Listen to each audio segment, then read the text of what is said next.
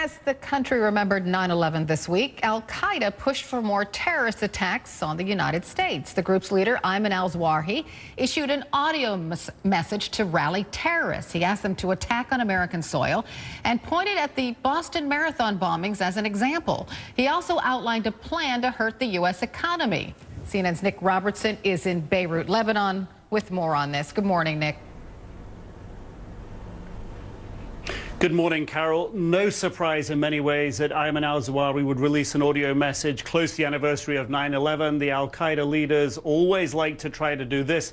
They know that this is a time when they get attention and can get the message out to their audience. And what he said this time is that al-Qaeda operatives should land a large strike on America, he said, even if it takes years of patience. He said that the Boston bombing was an example of that.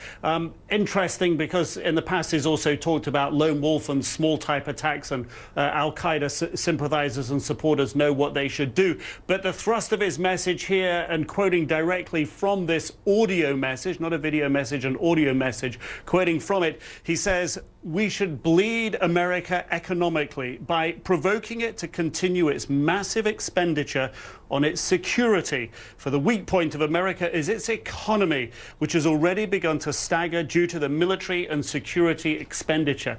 He is trying to target the economy by terror attacks that will cause people to spend more money on making sure they're safe. That was his message this time, Carol. Gotcha. So it wasn't Al-Qaeda, it was the Taliban claiming responsibility for an attack outside a U.S. consulate in Afghanistan. Can you tell us more about that, Nick?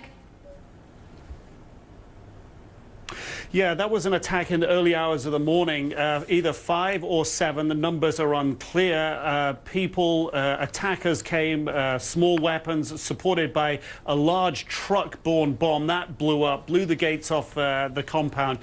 2 policemen and a local security official were injured in that attack. The Taliban have claimed responsibility. Of course, Herat, right in the east of Afghanistan, very close to Iran. Iran in the past has supported the Taliban, given them weapons, given them money, and at this time, of course, because of the situation in Syria, because Iran supports Bashar al-Assad in Syria and Iran is opposed to U.S. strikes in Syria, tension between the United States and Iran, and right on the border of Iran, this U.S. consulate gets attacked in the early hours of the morning, Carol.